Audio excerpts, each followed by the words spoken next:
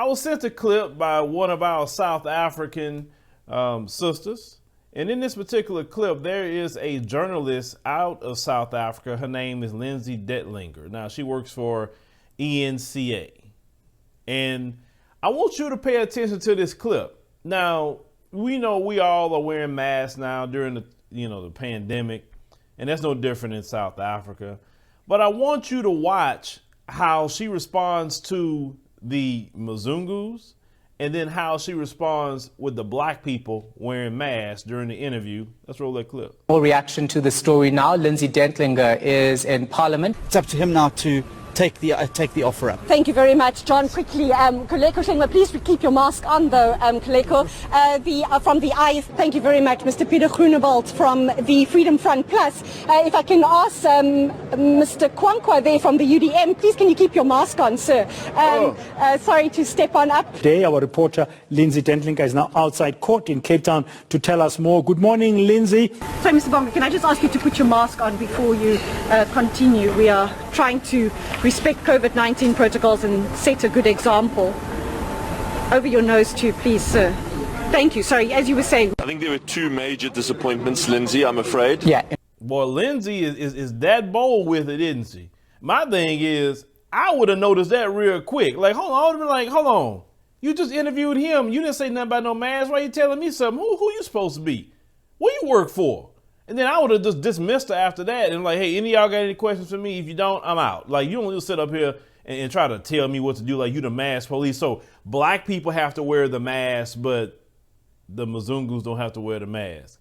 It just amazes me. It amazes me. Once again, y'all do the research. South Africa has the most COVID cases on the African continent. Okay, let's call that what it is. And and the difference is with South Africa versus Kenya, Rwanda, Nigeria, Ghana, Liberia. Look at the population of who's where and look at where the COVID cases is at. Because I just put two and two together.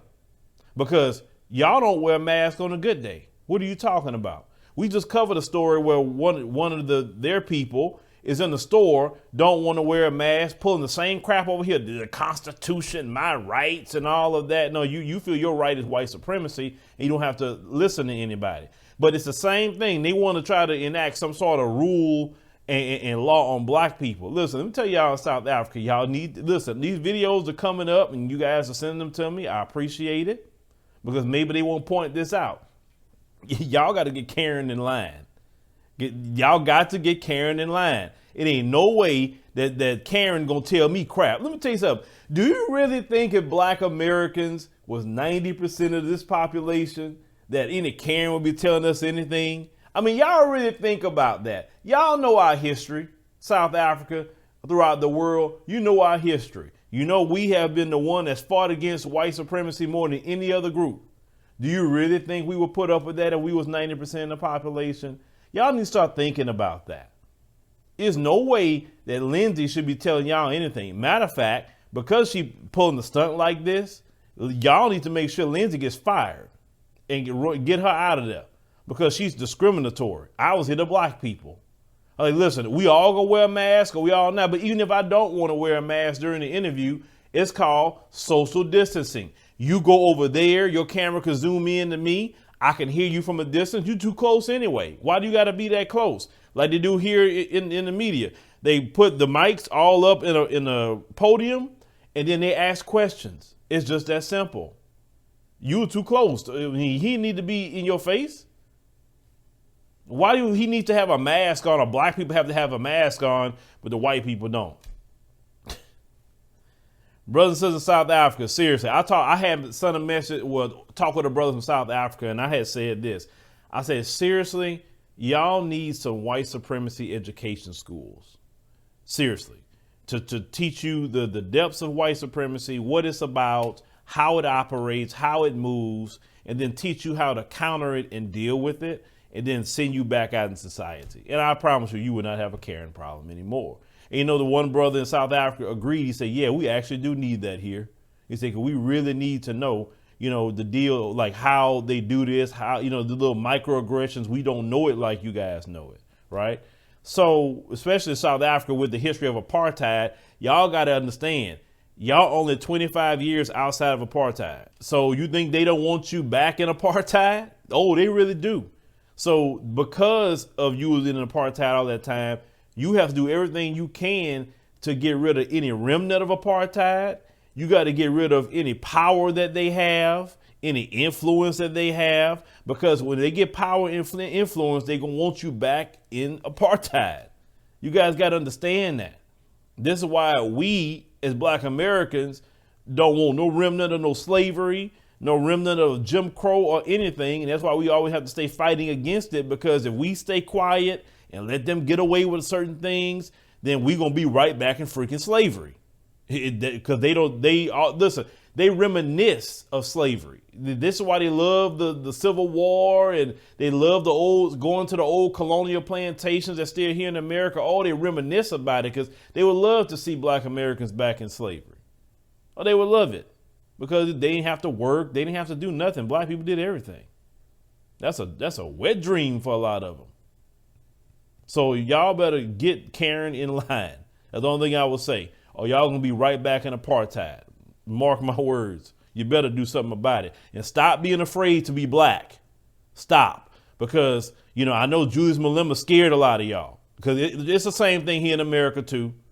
Oh, he too black. I don't know about that. Listen, let me tell you what happens with me. Because we are serious about the Black community. We are a true Black, you know, international platform. Some Black businesses are even afraid to advertise with us. Even these corporations, you know, during the time of Black Lives Matter and George Floyd, oh, we need to give money to Black businesses. Actually, how many of y'all want to know how many corporations send a check to African Diaspora News Channel and say we want to help further promote Black media and more reporting of it so you could hire more people and do more things within the company? Not one corporation that said it was giving money to Black businesses passed a dime this way. I'm telling you. Usually I try to keep some things quiet like that, but I'm about to get into a point. I'm about to start busting everybody out. Black businesses really don't want to partner with you like that because they're afraid you too black or too controversial. That's another word they use. The other educated Black folks. You're kind of controversial. Controversy means you're too black. You're not looking for approval from Mzungus mommy and daddy. And then it's the same thing in South Africa too. If you're too black, I don't know about that. I mean, yeah, I agree with you about the racism, white supremacy. I agree with you, but, you know, I don't know about the black banking thing. And I don't know about, because you're scary. Every other group have no problem doing business with each other. They have no problem. But you're the only one like, I don't know if I promote black businesses too much, but then it's going to make me seem like I'm discriminating. Nobody cares about that, just you. So it's like that with y'all because it comes from slavery. Literally, it comes from colonialism. It's the same thing.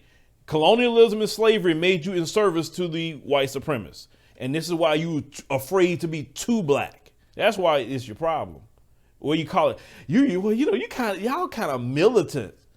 You're militant to care about yourself. You're militant to believe that you should educate yourself. You should do business within your community. Other groups do it, so it's not militant for other groups, but it's militant for black folk.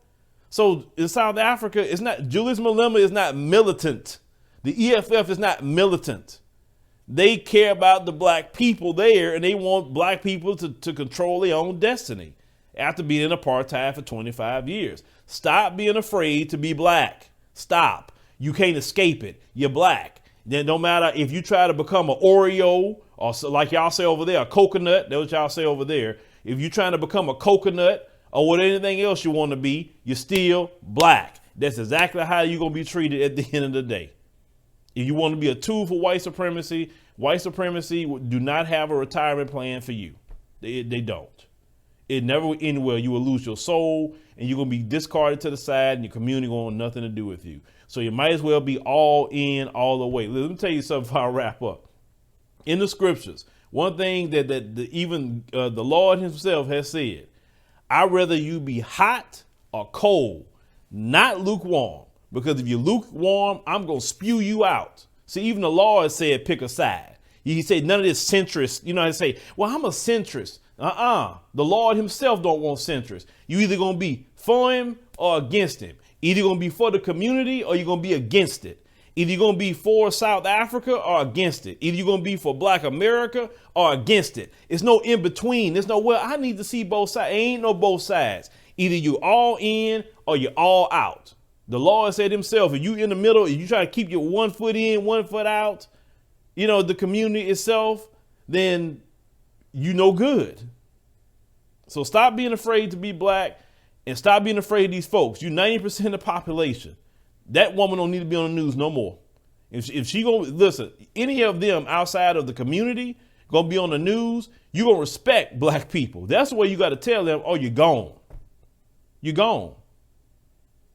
And that's the way it should be. Until black folks start enacting that kind of power, you will never be respected and you will always be ran over in your own countries.